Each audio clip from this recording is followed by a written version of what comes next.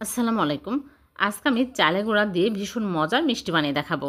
খুবই টেস্টি হয়। প্রথমে চুলায় প্যান বসিয়ে দিয়ে দিচ্ছি ঘি 1 চামচ। তারপরে আমি দিয়ে দিচ্ছি আতপ চালের গুঁড়া 1.5 কাপ, নেড়েচেড়ে ভেজে নেব।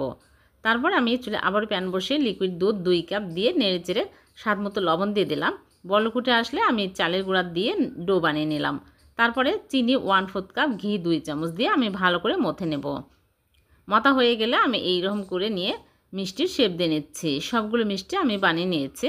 তারপরে আমি চুলায় প্যান বসিয়ে চিনি 1 কাপ আর পানি 2 কাপ, 2টা এলাচ দিয়ে বলক তুলে মিষ্টিগুলো দিয়ে আমি 5 মিনিট জাল করে নিব। 5 মিনিট পর চুলা থেকে নামিয়ে আমি রেখে দিব 2 ঘন্টা। 2 ঘন্টা পর মিষ্টিগুলো তুলে তারপরে আমি সুজি আর চিনি ভেজে এর মধ্যে কোট করে নিচ্ছি। সবগুলো কোট করে নিব। হয়ে গেল ভীষণ মজা চালের গুঁড়ার মিষ্টি। এভাবে বানিয়ে দেখবেন, খেতে দুর্দান্ত স্বাদের হয়। ভালো লাগলে লাইক, কমেন্ট